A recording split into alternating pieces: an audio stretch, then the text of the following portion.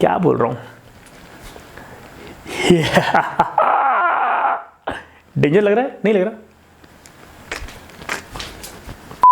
नमस्कार दोस्तों, मैं हूं आपका अक्कड़ बक्कड़ राहुल धाकड़ और आईसीएससी का सबसे important chapter ratio and proportion, जो कि कई स्टेट बोर्ड का भी बहुत इंपॉर्टेंट टॉपिक है, लेकर आ गया आपका चैनल मैथ्स डैडी। रिश्ते में तो हम तुम्हारे बाप है, बाप है, बाप होता है, बाप बाप होता है, बाप बाप होता है। सो दोस्तों, रेशियो होता क्या है? जब एक ही तरह की क्वांटिटी को मैं ऊपर और नीचे लिखता हूं, जैसे कि A is to B, right, या फिर A by B, इसको कहते हैं रेशियोज, राइट। अब बात समझने की ये है कि ये दोनों में क्या फीचर होने चाहिए। A और B की सेम यूनिट होनी चाहिए, तभी हम उसको ऐसे रेशियो में लिख सकते हैं। अलग अलग यूनिट वाली चीजों को हम रेशियोज में नहीं लिख सकते। और जैसे कि अगर मैं बोलूं आपसे, देखिए, जब बात करता हूं मैं सेम यूनिट की, तो ये होता है जब मैं एज ऑफ मोटू और एज ऑफ पतलू लेता हूं तो रेशियो क्या होता है? 17 ईयर्स डिवाइड बाय 14 ईयर्स। इसको मैं सिंपली 17 बाय 14 लिखता हूं, क्योंकि दोनों की यूनिट सेम थी, तो हमेशा यूनिट सेम होनी चाहिए। अब अगर जब भी मैं बात करूं x बाय वाई, मान लेते हैं कि दोनों की एज का रेशियो 17 बाय 14, तो सबसे पहली बात ये होना चाहिए सिंपलेस्ट फॉर्म में। कभी भी ऐसा नहीं होना चाहिए कि आपने लिख दिया 40 बाय 38। सबसे पहले इसको ब्रेक करिए स्मॉलेस्ट फॉर्म में।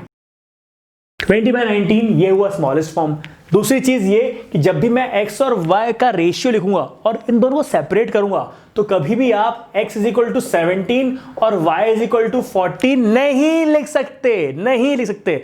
आपको एक कांस्टेंट हमेशा साथ में लेना पड़ेगा रेशियो को ब्रेक करने के लिए। तो दोस्तों, आपको यहां पर मैं आपको कंपैरिजन ऑफ रेशियोज दिखा रहा हूं, जहां पर अगर ये दिया रहेगा a is to b greater than c is to d, तो इसको और किस फॉर्म में लिख सकते हैं, देखिए जरा।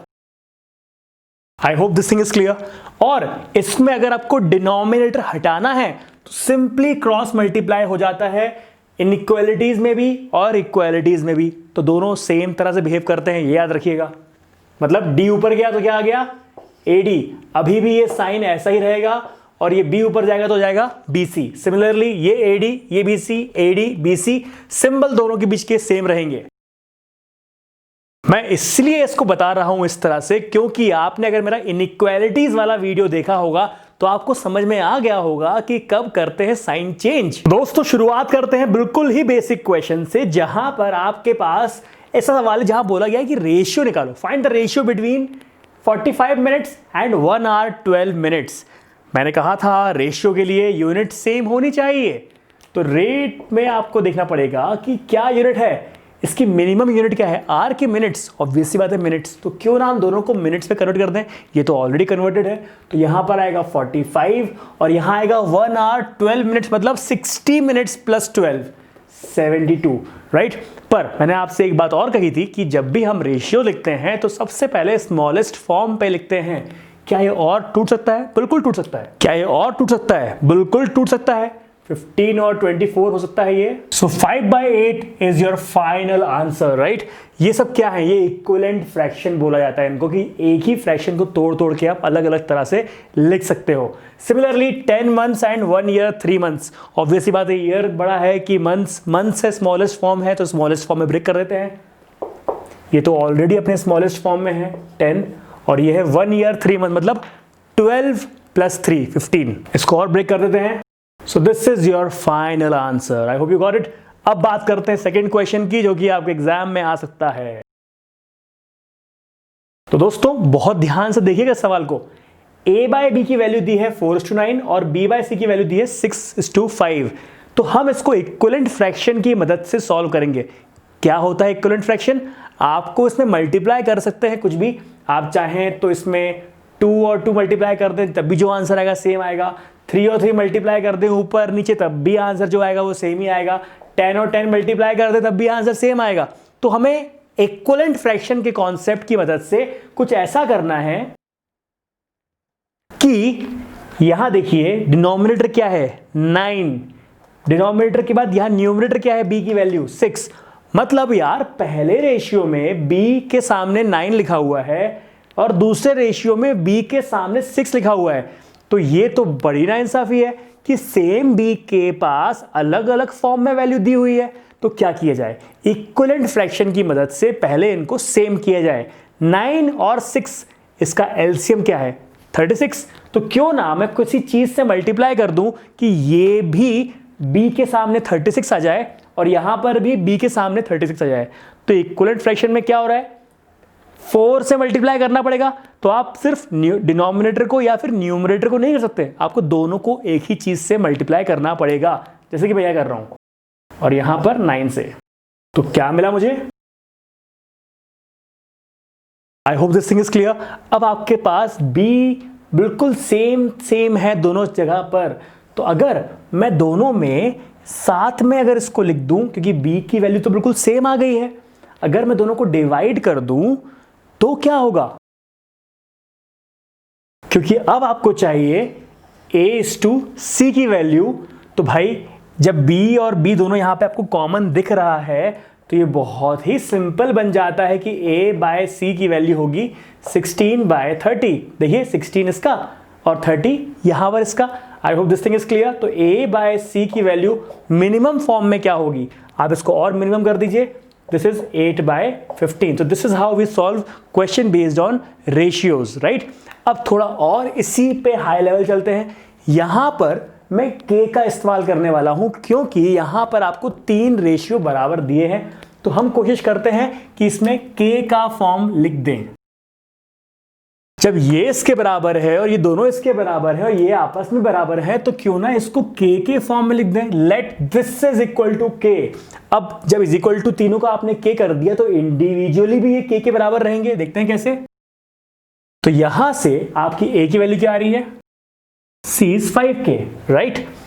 अब क्या चाहिए था आपको, हमें चाहिए था a/b/c। सिंपल।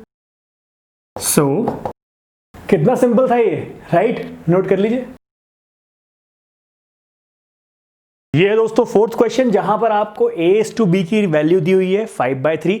इस क्वेश्चन को आप दो तरह से कर सकते हो। पहला तरीका तो ये है कि भाई a इज इक्वल टू आप b ऊपर मल्टीप्लाई कर दो और ये कुछ ऐसा आ जाएगा, और जहां जहां पर a दिख रहा है आप इसको सॉल्व कर दो कुछ इस तरह से, right.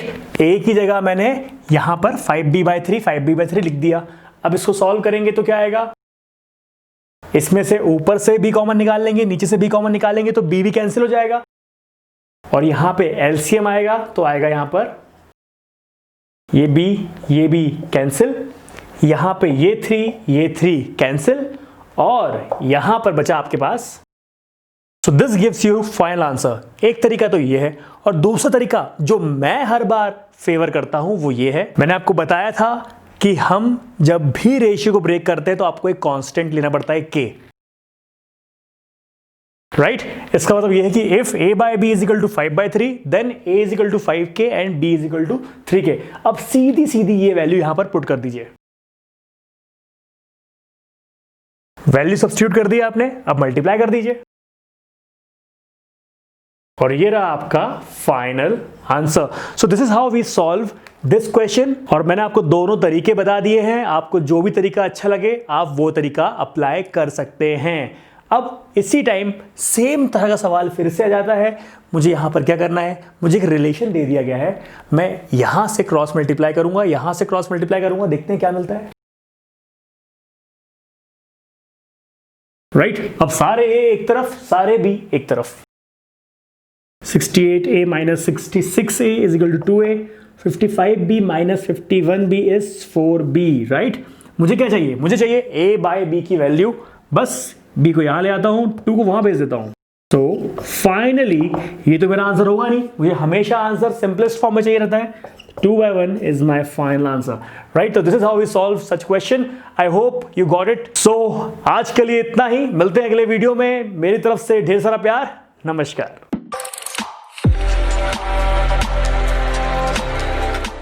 C6 midgets that be fire juggling. Maybe it's just me, cause my mind is struggling. Babes, boyfriend is acting like a clown. Know what's going down every time that we in town. Take a look through the peephole. Yo, everybody's getting geek, bro. Stop the hate and let them leaks know.